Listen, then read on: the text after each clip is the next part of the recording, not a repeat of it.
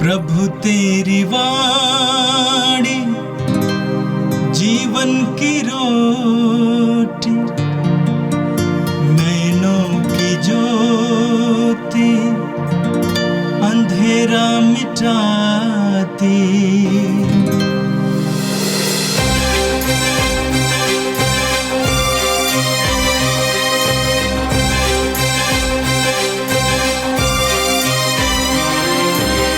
प्रभु तेरी वाणी जीवन की रोटी, नैनों की ज्योति अंधेरा मिटाती।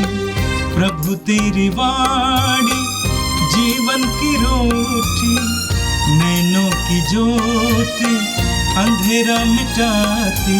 वाणी वाणी वाणी वाणी वाणी पवित्र है, शाश्वत है, जीवन का मन्ना है। 14 अगस्त बुधवार। पहला पाठ नबी एजेकियल का ग्रंथ, अध्याय 9, वचन संख्या 1 से 7 और 10, 18 से 22।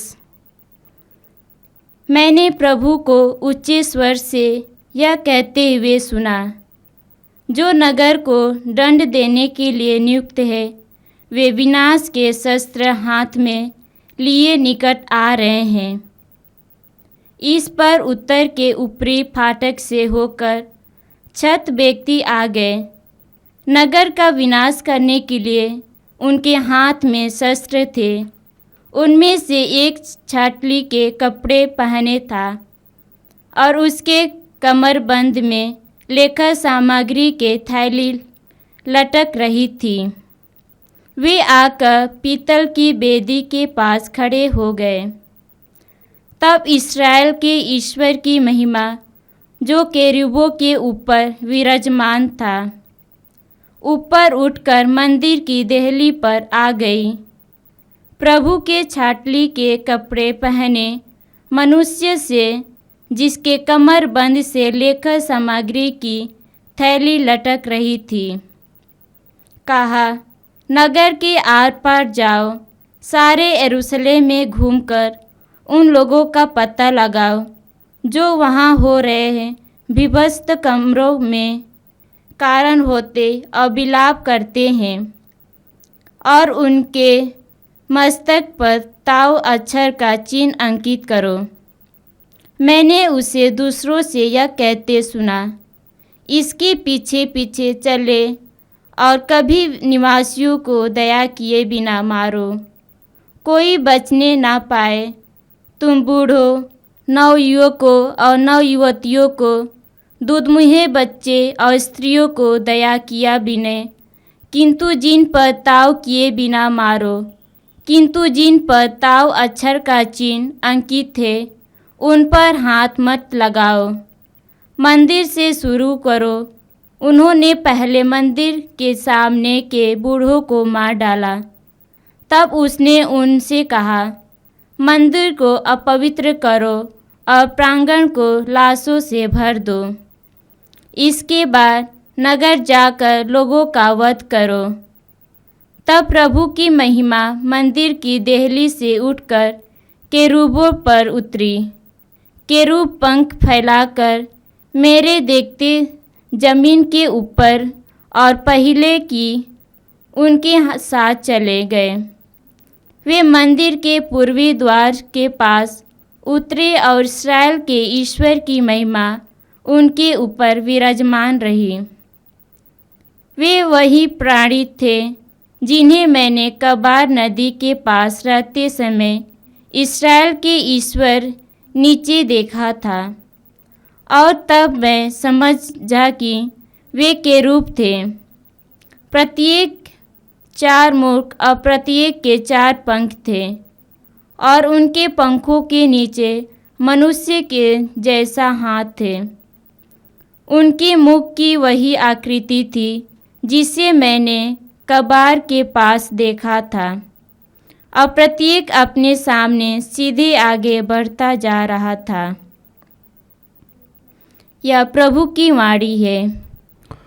संत मत्ती के अनुसार आज का पवित्र सुसमाचार, अध्याय 18, वाक्यांश 15 से 20 तक।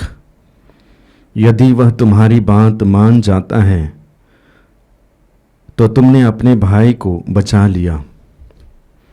यीशु ने अपने शिष्यों से कहा, यदि तुम्हारा भाई कोई अपराध करता है तो जाकर उसे अकेले में समझाओ। यदि वह तुम्हारी बात मान जाता है तो तुमने अपने भाई को बचा लिया। यदि वह तुम्हारी बात नहीं मानता तो और 2-1 व्यक्तियों को साथ ले जाओ, ताकि 2 या 3 गवाहों के सहारे सब कुछ प्रमाणित हो जाए। यदि वह उनकी भी नहीं सुनता तो कलीसिया को बता दो, और यदि वह कलीसिया की भी नहीं सुनता तो उसे गैर यहूदी और नाकेदार जैसे समझो। मैं तुमसे कह देता हूँ, तुम लोग पृथ्वी पर जिसका निषेध करोगे स्वर्ग में भी उसका निषेध रहेगा, और पृथ्वी पर जिसकी अनुमति दोगे स्वर्ग में भी उसकी अनुमति रहेगी। मैं तुमसे यह भी कह देता हूँ, यदि पृथ्वी पर तुम लोगों में से 2 व्यक्ति एक मत होकर कुछ भी मांगे तो वह उन्हें मेरे स्वर्गिक पिता की ओर से निश्चय ही मिलेगा। क्योंकि जहाँ 2 या 3 मेरे नाम पर इकट्ठे होते हैं वहाँ मैं उनके बीच उपस्थित रहता हूँ। यह प्रभु का दिव्य सुसमाचार है। क्रिस्त प्रभु की जय। क्रिस्त में प्यारे भाइयों और बहनों, आज का पहला पाठ हम नबी एजेकियल के ग्रंथ से सुनते हैं।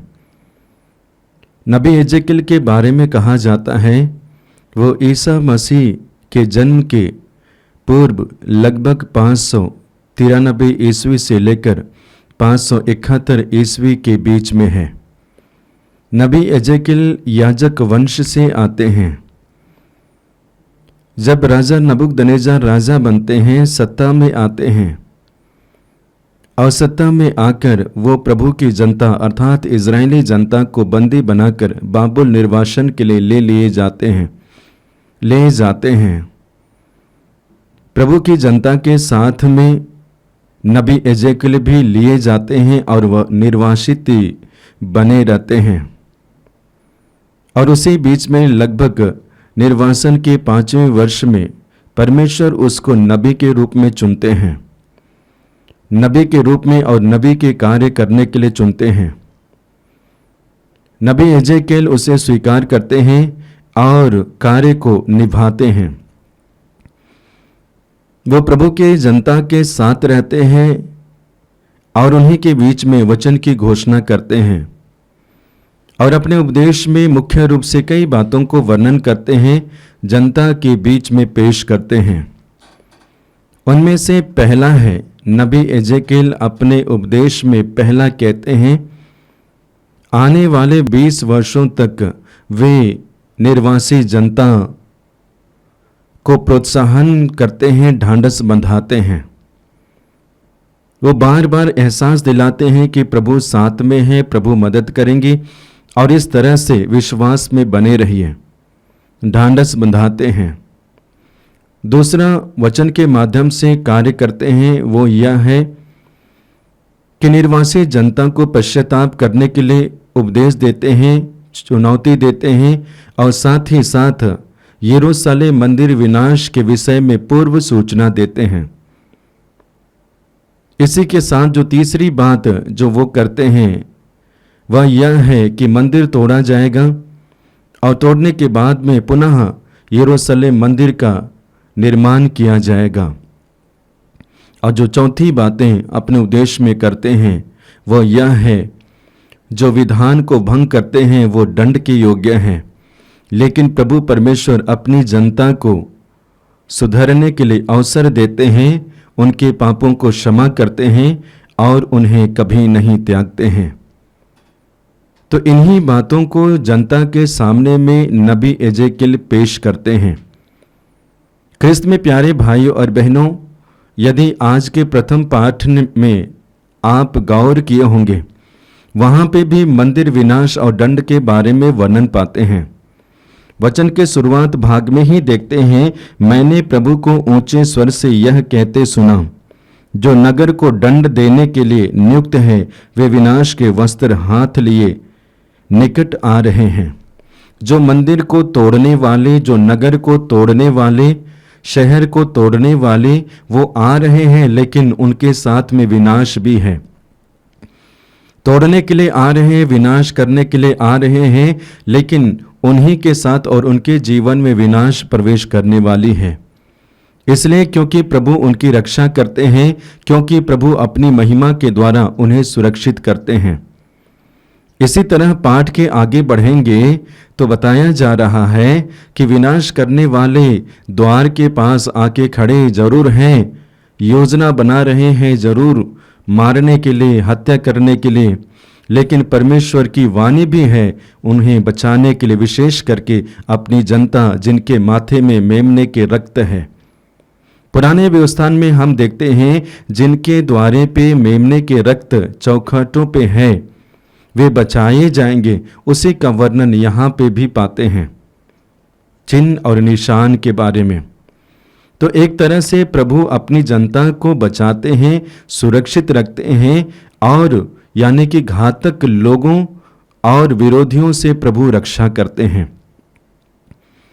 इसी तरह की बातें नबी एजेकियल अपनी अर्थात प्रभु की जनता को बताते हैं कि विनाश तो किया जाएगा जरूर, लेकिन उसी विनाश में फिर से निर्माण किया जाएगा।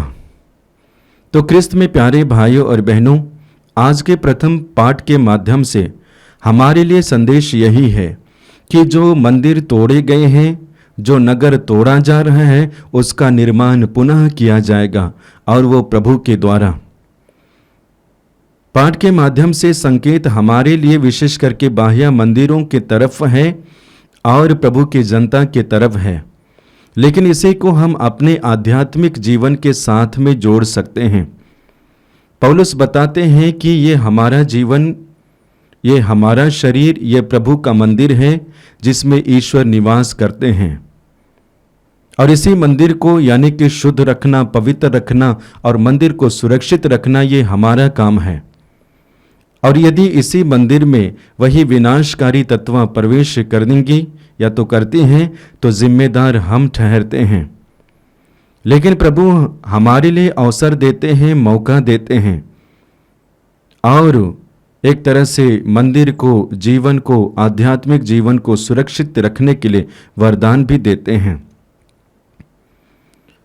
इस तरह से प्रभु मंदिर को सुरक्षित रखते हैं, मंदिर को पुनः निर्माण करते हैं।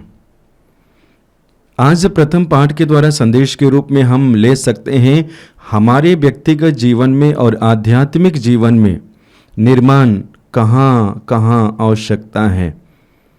हो सके प्रार्थना में, जीवन में, व्यक्तिगत जीवन में, व्यवहार में, और एक तरह से एक दूसरे को मदद करने, एक दूसरे को सहन करने के क्षेत्र में। यदि इन क्षेत्रों में पुनर्निर्माण होता है तो शायद हमारा विश्वास भी और ठोस बन ही जाएगा। इसी के साथ आइए आज के सुसमाचार में प्रवेश करेंगे। सुसमाचार के माध्यम से प्रभु बताना चाहते हैं, विशेष करके अपने शिष्यों को याद दिलाते हैं कि यदि तुम्हारा भाई तुम्हारे साथ अपराध करता जाए तो उस व्यक्ति को मौका देने की आवश्यकता है।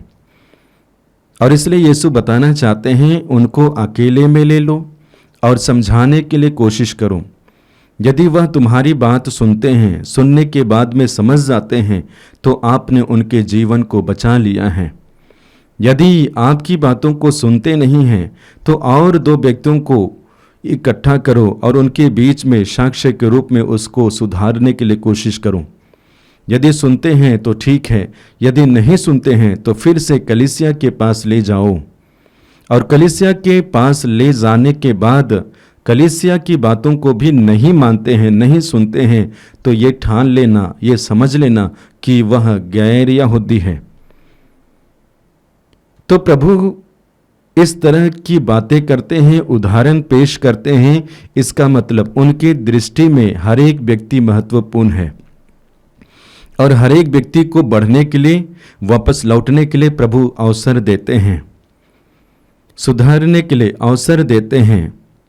अब वो व्यक्तिगत जीवन में निर्भर करता है कि व्यक्ति किस तरह प्रभु जो अवसर देते हैं उसे लेते हैं या तो लेता है। वचन में हम पढ़ेंगे विशेष करके मत्ती के सुसमाचार अध्याय 18 वाक्य 21 और 22 में। वहाँ पर हम देखते हैं पेतरुस के बारे में। पेतरुस यीशु के पास आते हैं और कहते हैं कि प्रभु बताइए, यदि मेरे भाई मेरे विरुद्ध अपराध करता जाए तो मैं कितनी बार तक क्षमा करूं? 7 बार तक? लेकिन प्रभु नहीं कहते हैं और निर्धारित भी नहीं करते हैं कि हमें कितनी बार क्षमा करनी चाहिए। लेकिन वहाँ पर भी प्रभु संदेश देते हैं विशेष करके अवसर को लेके कि तुम्हें बराबर क्षमा करनी चाहिए। तो इस वक्त हमारे लिए पहला संदेश है कि प्रभु की दृष्टि में हम महत्वपूर्ण है तो जरूर, उसके साथ साथ प्रभु हमें अवसर देते हैं, मौका देते हैं। प्रभु हमारी कमजोरी को जानते हैं और यह भी जानते हैं कि हम समय समय और बार बार गिरते हैं, लेकिन प्रभु अपने प्रेम को प्रकट करते हुए एक तरह से मौका देते हैं रियलाइजेशन होने के लिए, एहसास होने के लिए, ताकि हम सच्चे हृदय और सच्चे पछतावा के साथ पुनः प्रभु के पास लौटें। मैं समझता हूँ ये उस वक्त की घटना है जब यीशु पृथ्वी पे थे, अर्थात 2000 वर्ष पहले, लेकिन आज भी यह संदेश हमारे बीच में साक्षात है, जीवित और जिंदा है। हमारे जीवन में भी ऐसी ही घटनाएं घटती हैं, लेकिन शायद हम मौके नहीं देते हैं, अवसर नहीं देते हैं एक दूसरे को बढ़ने के लिए और एक दूसरे को वापस लाने के लिए। लेकिन हमारे बीच में काफ़ी बदले के भावने आ जाते हैं, एक दूसरे को तोड़ने, एक दूसरे को विनाश करने के लिए और एक दूसरे को मार काटने के लिए और एक दूसरे के विरुद्ध में षड्यंत्र रचने के लिए। लेकिन प्रभु कहते हैं मौका दे दो, अवसर दे दो। वचन में हम पढ़ेंगे यूहन्ना के पहले पत्र अध्याय 3 वाक्य 15 में। वचन इस प्रकार है, जो अपने भाई से बैर करता है वह हत्यारा है, और तुम जानते हो कि किसी भी हत्यारे में अनंत जीवन नहीं होता है। यूहन्ना बताना चाहते हैं कि जो अपने भाई से बैर करता है वो हत्यारा है, और किसी भी हत्यारे में अनंत जीवन होता नहीं है। उनका जीवन बिल्कुल मृत्यु के समान है, मरे हुए व्यक्ति और इंसान के सदृश है। हालांकि जीवन है जरूर, जिंदा है जरूर, लेकिन जीवन इस तरह है। तो आज प्रभु अपने शब्दों के माध्यम से और शिष्यों के माध्यम से हमें यही बताना चाहते हैं कि हमें भी एक दूसरे को करेक्ट करने की आवश्यकता है, वापस लाने की वो जिम्मेदारी हमारे कंधों पे है, जिसको हमें समझने की आवश्यकता है और दूसरों को भी बताने की आवश्यकता है। इसी तरह आगे वचन में पढ़ेंगे पेतरुस के पहले पत्र अध्याय 3 वाक्य 9 में।